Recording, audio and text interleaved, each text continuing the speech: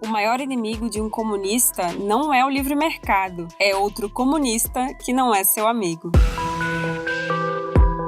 Este é o Visão Libertária, sua fonte de informações descentralizadas e distribuídas. Nesta série, ainda não havíamos abordado a economia de um país da África, e nada melhor do que começar com um país muito similar ao Brasil, Angola. Angola é uma terra rica em recursos naturais, possui clima tropical e é o segundo maior país falante da língua portuguesa, vindo logo após o Brasil. O nome Angola foi dado pelos portugueses devido ao título Angola, concedido aos soberanos daquela região. Infelizmente, hoje a economia de Angola é pior do que a brasileira, se é que você consegue acreditar. Para entender como isso é possível, vamos viajar no tempo até as origens do que hoje conhecemos como Angola. A partir do século XV, os portugueses queriam encontrar rotas para levar especiarias da Ásia até a Europa, e por razões de conflitos entre os povos árabes, a rota terrestre estava indisponível. Foi aí que os portugueses se lançaram ao mar na tentativa de circundar a África para chegar à Ásia. Porém, as embarcações da época não conseguiam fazer essa viagem de uma só vez, sendo necessário parar em vários pontos ao longo da costa da África para fazer reparos e se reabastecer de suprimentos. Em decorrência disso, foram fundadas diversas cidades portuárias na costa da África. Uma delas ficava no reino de Ondongo, que mais tarde se tornaria a Angola atual.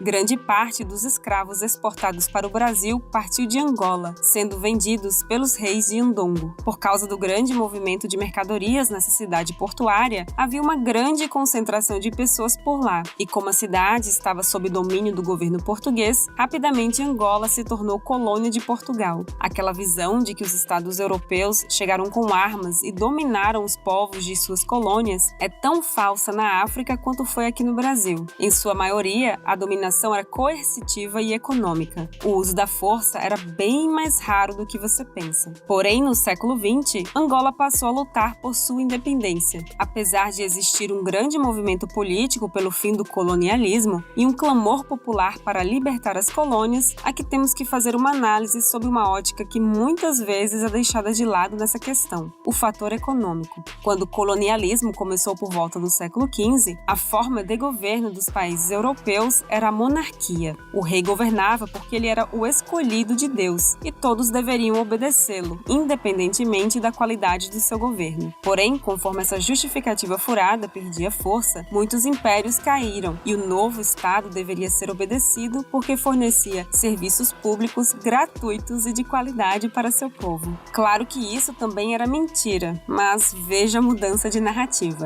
Se os países europeus quisessem continuar colonizando a África, teriam de fornecer serviços públicos para essas populações. Some a isso o fato de o século XX ter sido marcado por muitas guerras e que os europeus também teriam que proteger suas colônias. Não é difícil de entender que os dias de colonialismo estavam contados. Ou você acha mesmo que o exército britânico não conseguiria suprimir as revoluções na Nigéria se isso fosse economicamente vantajoso? Então, em consequência das dívidas contraídas durante as grandes guerras mundiais e por já saberem que perderiam uma de suas fontes de renda, os países europeus intensificaram o roubo de recursos e dinheiros de suas colônias. Por isso, diversas leis extremamente idiotas foram instituídas pelos governos europeus para suas colônias remanescentes. E no caso específico das colônias africanas, leis racistas eram um padrão. Por causa disso, os movimentos separatistas em Angola passaram a ganhar força após a Segunda Guerra Mundial. Dentre eles, vamos destacar três. O Movimento Popular de Libertação de Angola era o maior e mais radical deles. Se declarava comunista-leninista e contava com o apoio da União Soviética. A União Nacional para a Independência Total de Angola, ou UNITA, era um grupo abertamente socialista e apoiado pela China maoísta. O terceiro movimento era uma guerrilha marxista inicialmente conhecida por União dos Povos do Norte de Angola, mais tarde chamada de União dos Povos de Angola, até parar no nome Frente Nacional de Libertação de Angola. Este era o grupo mais conservador de todos, sendo marxista em sua essência e recebendo armas e financiamento soviético. Mas é claro que nos livros de história história, a Frente Nacional aparece como extrema-direita apoiada pelos americanos, por razões que veremos mais à frente. Mas agora você deve estar se perguntando, por que tanto socialismo nesses movimentos separatistas? Bom, a propaganda da União Soviética era de que o colonialismo era causado pelo capitalismo, e muitos países africanos compraram essa ideia, estando determinados a remover qualquer traço de capitalismo do continente. Mas é claro que um sistema de opressão estatal que retira coercitivamente riquezas de uma população para dá-la aos seus governantes é a cara do capitalismo, né? Graças ao apoio comunista a esses grupos guerrilheiros terroristas, Angola conseguiu sua independência em 1975. Porém, após a saída dos portugueses, eis que surgiu a questão: quem iria governar a população? Por causa da origem de cada um dos movimentos, o norte era controlado pela Frente Nacional, o sul pertencia à UNITA e o centro estava sob o comando do Movimento Popular. Como a capital, Luanda, se localizava na região central, o Movimento Popular assumiu o protagonismo no controle do país. Porém, o Movimento Popular não estava satisfeito com o controle do país e demandava o domínio total. Então, pediu à União Soviética para que fossem enviadas tropas para combater seus ex-aliados. A União Soviética, percebendo que o país seria comunista, independentemente de que lado escolhesse apoiar, não se deu ao trabalho de ajudar qualquer um dos grupos com mais do que conselhos. Entretanto, Cuba enxergou isso como uma oportunidade de demonstrar seu poder bélico para os Estados Unidos, sem precisar entrar em um conflito direto com os americanos. Então, passou a enviar tropas para apoiar o movimento popular. A princípio, a ideia era enviar algumas poucas centenas de soldados e armamentos, mas em pouco tempo esse número chegou aos milhares. Com a ajuda cubana, o movimento popular conseguiu exterminar a Frente Nacional completamente, sob o pretexto de que ela era apoiada pelos capitalistas americanos e queria a volta do colonialismo. É por isso que a Frente Nacional é representada dessa forma pelos livros de história angolanos. A UNITA, por sua vez, conseguiu escapar do expurgo e se escondeu no extremo sul do país. Lembra do conflito ocorrido entre a União Soviética e a China? Bem, uma das causas foi o conflito entre grupos revolucionários na África. A partir daí, o movimento popular, que então dominava o governo angolano, passou a implementar todas aquelas medidas econômicas de países comunistas. Para ganhar tempo, se você quiser entender o porquê tais medidas sempre resultam em fome e pobreza, assista aos vídeos dessa série sobre a China e a União Soviética. Mas é claro que seu amigo socialista de plantão vai gritar que a culpa não era do terraplanismo econômico conhecido como marxismo. A culpa era do imperialismo norte-americano, ou algo parecido. Bem, pergunte a esse seu amigo se as tentativas de golpe para remover o movimento popular do poder, orquestradas pelo grupo maoísta chamado de Organização Comunista de Angola, foi financiado pelos americanos. Se ele disser que sim, chame o médico mais próximo com urgência.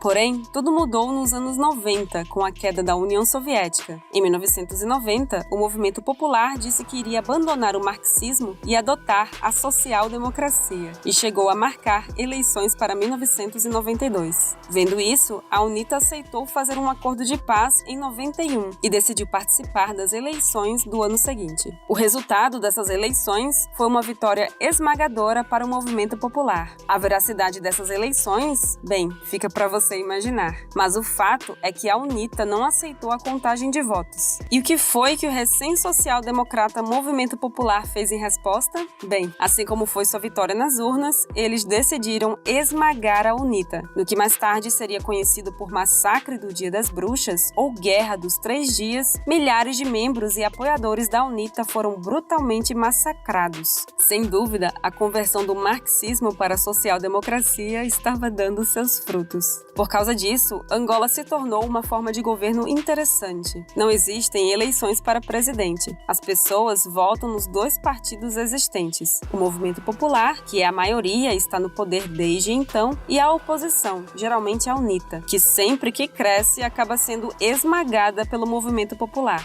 Então, o partido vencedor escolhe o presidente do país. A Afinal, não se pode chamar de ditadura se o presidente é mudado de acordo com o gosto do partido. Mas repare que tanto o governo como a oposição são apenas dois sabores diferentes de um mesmo socialismo, muito similar à dicotomia PT e PSDB que tínhamos, ou ainda temos, aqui no Brasil, só que ainda mais à esquerda. Não é à toa que a economia de Angola seja tão ruim. Quem iria investir num país assim? Se você abrir uma empresa num país como a Austrália, os políticos de lá nem chegam a discutir estatizar a sua empresa. Se abrir aqui no Brasil, a discussão de estatizar já existe. Mas em Angola, a discussão é entre estatizar a empresa e seus funcionários ou estatizar e colocar os indicados políticos para controlar a empresa, tendendo para a segunda opção. Infelizmente, Angola tornou-se um país muito avesso ao empreendedorismo. Apesar de ter uma taxa de juros acima dos 15% ao ano, poucos se aventuram em investir lá, já que a taxa de inflação fica na casa dos 25%. Além disso, grande parte das empresas angolanas é estatal, como telefonia, por exemplo, com aquela eficiência que você já conhece. Por causa disso, o país é classificado hoje como pobre pela maioria das métricas utilizadas. A única ponta de salvação para Angola é o seu comércio com a China. Já que largou o marxismo econômico e passou a ser uma fonte de mão de obra global, a China necessita de muitos recursos naturais para a produção de produtos de exportação. E é óbvio que Angola tem recursos naturais em abundância, especialmente petróleo e diamantes. Ainda assim, graças à dificuldade em fazer trocas voluntárias, grande parte da produção angolana é rudimentar e não utiliza tecnologias amplamente adotadas ao redor do mundo, o que diminui a produtividade dos angolanos e, por consequência, diminui os salários pagos. Em resumo, Angola é um país altamente comunista, e enquanto os comunistas se matam literalmente pelo poder, o povo passa fome, simplesmente por não poder comprar comida no livre mercado.